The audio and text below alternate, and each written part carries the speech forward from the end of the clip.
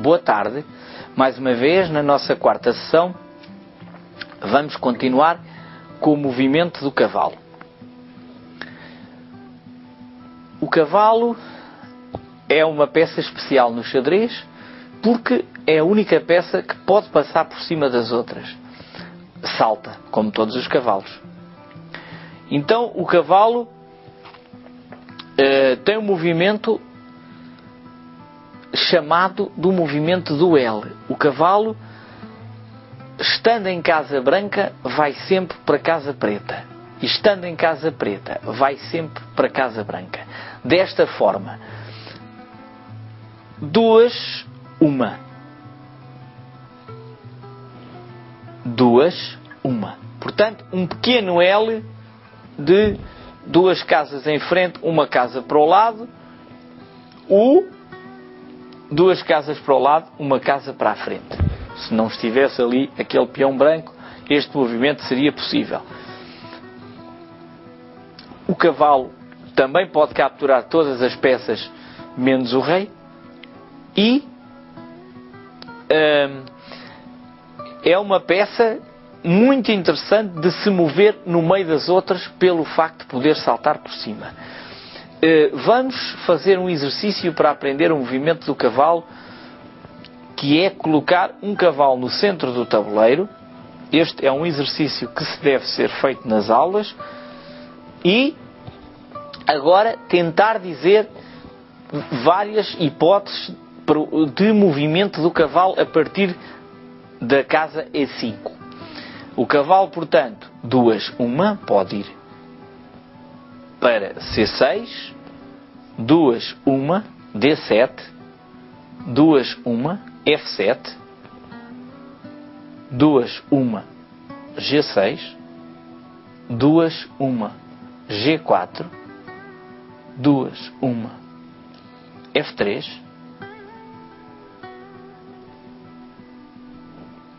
e também para esta casa aqui. Então, poderemos verificar que o cavalo, a partir do centro do tabuleiro, tem 8 movimentos diferentes à sua escolha, o que demonstra o potencial desta peça, o enorme potencial desta peça. Continuando a explicação sobre o espaço do tabuleiro, se o cavalo estiver num canto, pode apenas jogar para 2 casas diferentes, ou esta ou esta. Se for para aqui, já poderá jogar para 3 casas diferentes. Então, estamos a perceber que também o cavalo beneficia de ter uma colocação central. Quanto mais está próximo do centro, mais poder de fogo o cavalo tem. Tal como já tínhamos visto no caso da dama e do bispo. Propositadamente, deixámos para o fim a peça mais importante do jogo do xadrez. O rei é o centro de todas as atenções neste jogo, e vamos aprender todas as regras à volta do rei. Não é por acaso que o xadrez se chama o jogo dos reis. O rei move-se apenas uma casa em todas as direções. O seu movimento tem apenas, portanto, uma casa em todas as direções. Então, onde está o valor do rei? Primeiro, no facto de jamais poder ser capturado. Primeiro que tudo, o rei pode capturar todas as peças, menos o outro rei. E o rei não pode, em nenhum caso, sair do tabuleiro. Não é possível capturar o rei. Então, outra coisa importante é que não podemos, em nenhum caso, colocar o rei ao pé do outro rei.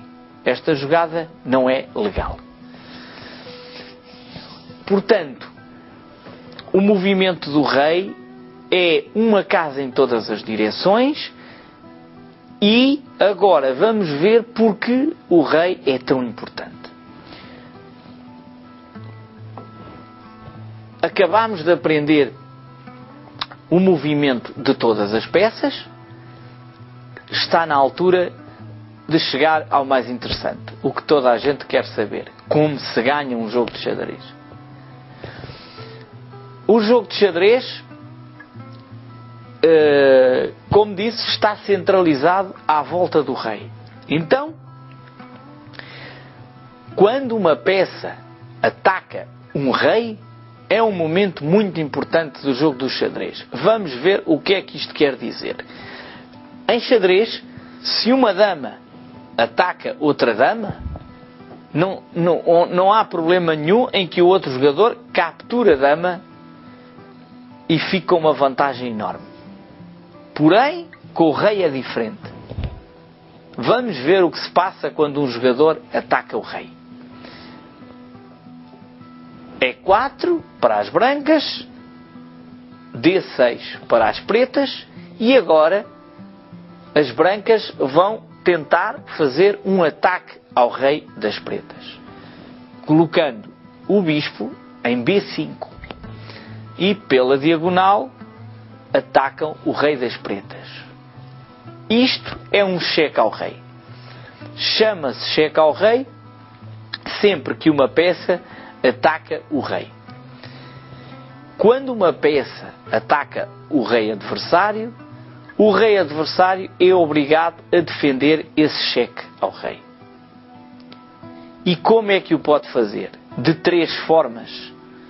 Ou tapando o caminho desse ataque, neste caso é uma diagonal, e ao colocarmos este peão em C6, defenderíamos o cheque e agora caberia às brancas continuar o jogo.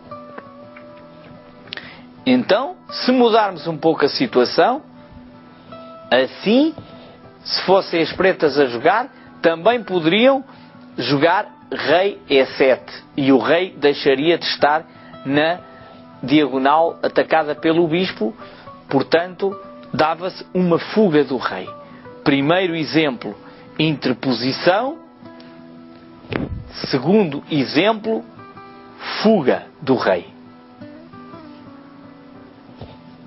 Porém, se a posição fosse ligeiramente diferente, após este cheque, mas agora com o peão em A6, o peão capturaria o bispo, defendendo o cheque ao capturar a peça que estava a dar esse cheque.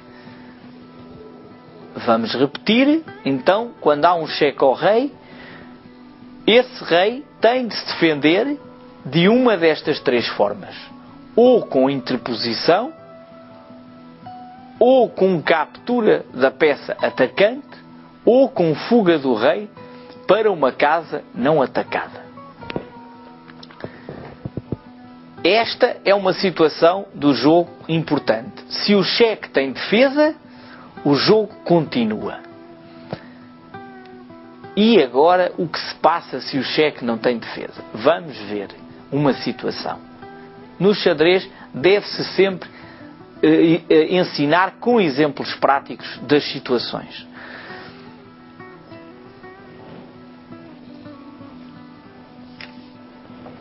O professor ou monitor deve conhecer muitos exemplos que domine bem, na perfeição, para os poder dar sem hesitação aos alunos e de forma a que todas as dúvidas que os alunos tenham sejam explicadas sem hesitação, com segurança. Ora bem, nesta posição que criámos aqui, jogam as brancas e pede-se, o exercício seria como é que as brancas podem dar um cheque ao rei. E as brancas podem dar um cheque ao rei colocando a torre em A8, dando um cheque de lado ao rei das pretas. E agora verificamos. Alguma peça das pretas pode capturar este rei? Parece que não. Este rei pode fugir para alguma casa não atacada? esta continua atacada e esta também continua atacada.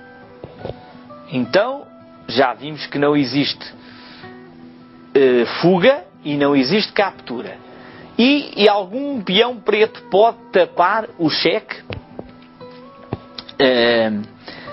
Este cheque da Torre Branca, os peões não andam para trás, já aprendemos isso nas aulas anteriores, e portanto não existe forma de defender o cheque. Ora bem, meus amigos, chegamos à situação de checkmate. Quando um cheque de um jogador não tem defesa, ou seja, repetindo, não tem hipótese nem de captura da peça atacante, nem de interposição, nem de fuga para uma casa não atacada, esse rei levou checkmate e o jogo foi ganho pelo jogador que deu o checkmate. É a parte mais importante do jogo do xadrez, é a maneira de ganhar o jogo e deve ser extremamente bem explicada para que os jovens aprendam o gosto de dar checkmate desde o princípio, sabendo claramente como se ganha o jogo do xadrez. Talvez na próxima aula vamos falar vários exemplos de checkmate e ainda de como o rei deve ser protegido.